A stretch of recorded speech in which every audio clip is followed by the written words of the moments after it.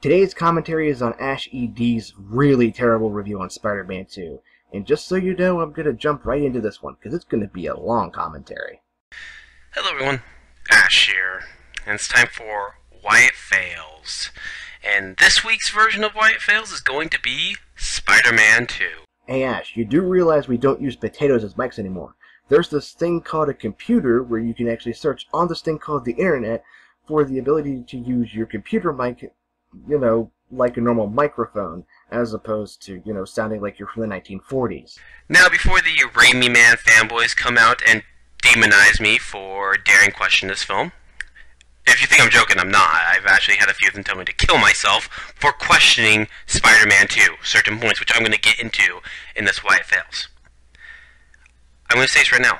If you like the movie, that's fine. I don't have a problem with anyone liking the film. You say that now, but I've seen this video quite a few times, and honestly, yeah, this point doesn't hold up that well. But if you've seen any of my past videos, you know I don't like Spider-Man 2. And the reason I'm even doing this is, one, King Nazareth actually recommended me doing this one, so thank you, King Nazareth. His name is King Nazaru. How can you, Doug, and Gohan be this fucking stupid and not read English? And so, he is going to deliver the pizzas. Problem, they're traffic. So what's he do? He becomes Spider-Man. He gets in the costume and starts taking the pizzas to that place. You know, it would be really good if you actually showed footage of the movie, as opposed to just talking over stills of it. I know this seems really futuristic, since, you know, we are in the year 2015, but it is possible. When, oh no, children are in the streets and they're gonna get hit! Spider-Man goes and saves them. He saves them and then he goes out to get the pizzas delivered. No, he doesn't do anything like that, which would be common fucking sense, which is to save them, then go deliver the damn pizzas. Nope, he has to give them a PSA talking to. It's a freaking PSA. That's all it is. I mean, this, literally, you could take this whole fucking thing when he saves the kids, put it into a Saturday morning sketch, where kids are watching Saturday morning cartoons. You could put it right there, and it would be, and they would say, PSA from Spider-Man. Don't play in the street, kids. Because that's all it fucking is. It's a goddamn PSA, which again, I'm going to have to get back to more when I talk about these fucking characters. Alright guys, here is the original clip. Unaltered, unfiltered, raw and uncut. Here it is. Hey you guys, no playing in the streets. Yes, Mr. Spider-Man. Now, did it sound like he did any of the things that Ash said? I didn't think so. And then we find out that Aunt May is losing the house. Gee, my question is one, why isn't Peter Parker living there with her? Obviously, I don't see the problem with him moving in with her. I don't think that would be a problem. One, he could help pay the rent, he could help her out with stuff, with chores and stuff, so why doesn't he live there? I don't get it. They never explain why he doesn't move in with her. Or at least I didn't see in the fucking film.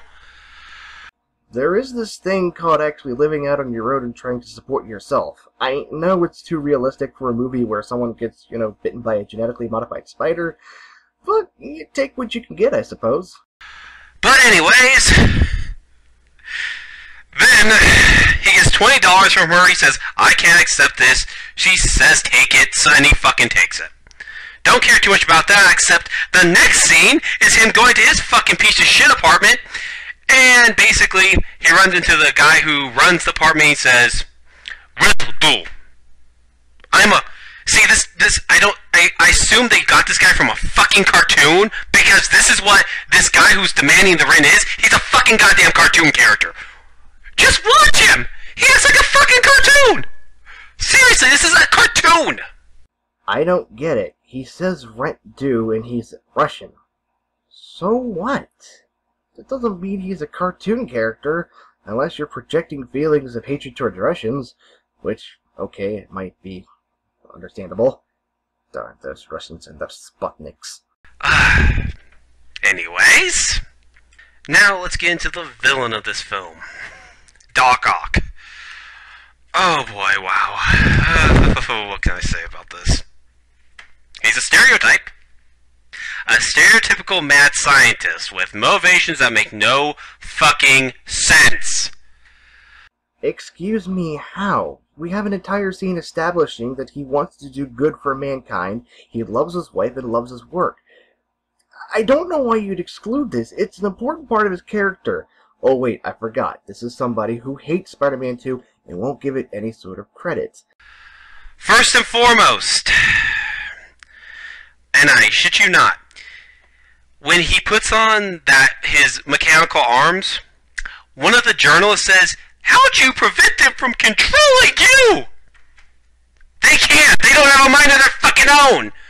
And he says, "With a chip right here."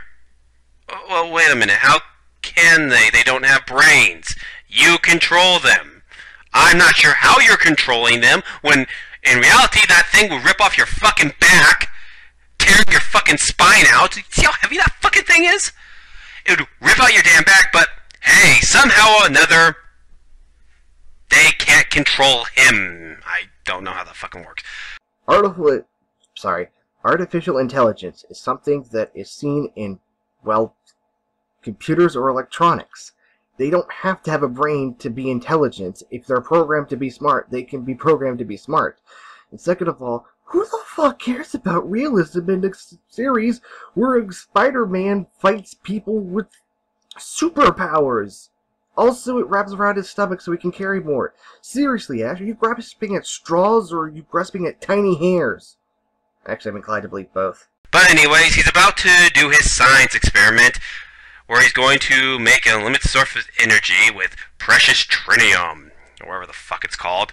And of course, he opens the sun type thing and, like, using the mechanical arms to try to keep parts of it in when the gravitational pull starts pulling everything in there, everything metal in there anyways, I believe. And of course, it goes all wrong, and his wife dies. Okay guys, did you hear that? He said his wife gets died. So TOG Professor and all you wonderful people, here's that 2011 clip. Scripting and editing, you better work on your scripting and editing! So yeah. And then, the amount of bullshit that happens with this villain is beyond me. And again, I don't know why people like this film, but Let me explain something to you, Ash, because apparently you and so many other reviewers, like this person called Confused Matthew, doesn't understand. We are all not like you. We can like whatever the fuck we want, which is why I don't like Amazing Spider-Man series, because it's dumb. Ta-da! I can do the same thing to you, motherfucker. afterwards, when everything's gone wrong, he's in the hospital, unconscious, and suddenly the mechanical arms somehow start killing people. I don't know how they're doing this. They don't have brains. But they're killing people. Let's get started. You do realize that there's this thing called the fight or flight response, and the arms reacted very believably. They fought, because from their situation, their master, Octavius, was in fact unconscious and couldn't make the decision for himself, so they did instead. So yes, take that, you impudent little fool. So he wakes up and realizes what he's done, and he's about to go jump in the water and kill himself, when suddenly he says, "No, my science experiment worked," because the arms all looked at him. So yes, the reason he's going to do his evil villain thing is because the arms are telling him to do it. The metal arms are somehow controlling him. How does that make any sense? They don't have a fucking brain. They can't control. What the fucking hell? And people say this is a good movie? Let's see. Your wife is dead. You have no funding, and everything you had is gone. So, if you were to try and end it all, what would stop a bunch of arms bred for one single purpose try to do? Oh, I don't know, preserve your life, and try and, make them understand that they were bred for one single reason, and if they could convert you to that way of thinking, then, well, perhaps it would mean they'd last just a little bit longer. Or is that too believable for you to understand, Ash?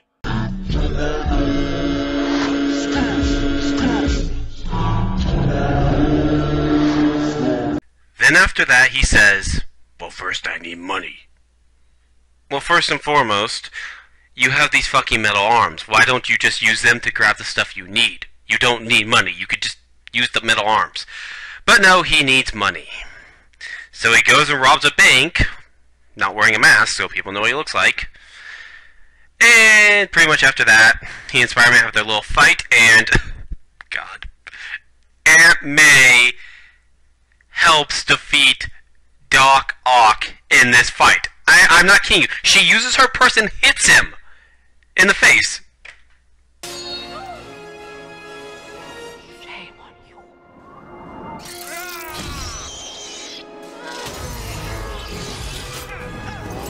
It was established earlier on in the scene that she doesn't like underhanded people, such as when the bank teller tried to take the money, and in this situation, well, Dr. Octopus decided to try and kill Peter with a blade hidden in his tentacle. Makes perfect sense when you don't take it out of context like you did. Oh, and by the way, I'm watching you, little man, and I can sense your energy all the way from here. Try and be just a little bit less stupid. Yeah, so Doc Ock as a villain he fucking sucks. That's the truth. He's a terrible villain. And I'll leave it at that. Let's get to the rest of our characters, shall we? We have the fortune cookie, known as Aunt May. She doesn't really do anything that suggests an aunt. More or less, she's just the fortune cookie. There to give bullshit wisdom that really doesn't make any sense or doesn't work. She's trying to raise her, well, nephew to be a good person. Just because she spouts out wisdom doesn't make her a fortune cookie, it makes her motherly. You're on the same level as Kirsten Stewart from the fucking Twilight films, when she played that Bella. You can say the word, Ash. You don't have to pause before it. You can say it. She is a cunt. And I agree with you. I really cannot, defend her. Next we have, I must get revenge because Spider-Man killed my father bullshit stereotype. This dumbass Harry Osborn. So according to you, someone trying to get revenge on Spider-Man for the death of their father is a stereotype. Good to know. Now we come to our stereotypical nerd / stereotypical superhero, Tobey Maguire as Peter Parker and Spider-Man. Which, oh god, I really hate Tobey Maguire as Spider-Man. First and foremost, he's not playing an actual nerd. He's playing a stereotype of what people think a nerd is. There's nothing here that says he's a nerd. Because knowing so much about arachnids is considered to be normal and having a large comic book collection. Oh, and let's not forget that somehow Peter has all those wonderful posters in the background of his room. Because that's not nerd-like. Oh, I forgot. According to you, nerds are people who just hold skateboards in their arms sometimes. Ooh, so realistic. That's all he is. And then, Spider-Man, as I've said, is nothing more than a walking PSA. This isn't a superhero. This is another stereotype of what people think a superhero is. These are just fucking stereotypes. No, this is a stereotype. This is a person with layers. A person who actually wants to try and help people. And regardless of what you say, just because he's not Superman doesn't mean he's not a good hero. Oh, and by the way, Amazing Spider-Man 2 sucked. Deal with it. And now let's talk about the action scenes. All I can say is they are boring, not interesting in the least, and put me to sleep. That's all I want to talk about with them. Good job leaving out the part of the movie that you may in fact have had good critical thinking about. But no, just gloss over it. Not important. Blah blah blah. It's not like you actually enjoy watching Dragon Ball Z, which is probably the most overrated anime in all history. But let's just not even bring that up. What? I can say whatever the hell I want about Dragon Ball Z. I'm in the real world, bitch. Now I'll talk about the train scene. The scene where Spider-Man stops the train and then he gets crowd surfing. Like they do crowd surfing on him. Laying down, and everyone who loves Spider-Man 2 says that's a dramatic, epic scene. No, it's a fucking stupid as hell scene that makes no goddamn sense. Now, most of the people on the train are grateful and are not going to say his identity. Most. But you're going to sit there and tell me there's not one douchebag on that train who's going to go take a picture and send it to one of the big papers? Are you going to tell me that's not going to happen? Are you really going to sit there and tell me that? Because I'm sorry, that's bullshit. The whole scene is stupid. It's badly shot. It actually made me laugh my ass off how stupid it was. It's a bad scene. Okay, Ash, let's be honest with ourselves here. You don't really care about explaining your points. You just want to make this review to make yourself feel better, because all these people have made reviews about how The Amazing Spider-Man 2 sucks. And you know what? I'm going to say this right now. This entire scene is made to make you understand that they see that he's a child and defending them, and they have done nothing but whine and do nothing with their lives, and so they decide to stand up to Dr. Octopus. Even if they don't stand a chance, they try to defend someone as young as Peter because they understand. But you don't, because you're a sniveling little fat boy. And the only thing that'll stop you from liking this movie, well, wait, I think I minced my words there. Who cares? I'm the ultimate android. Now I want to talk about one of the biggest, and I mean biggest, problems with Spider-Man 2.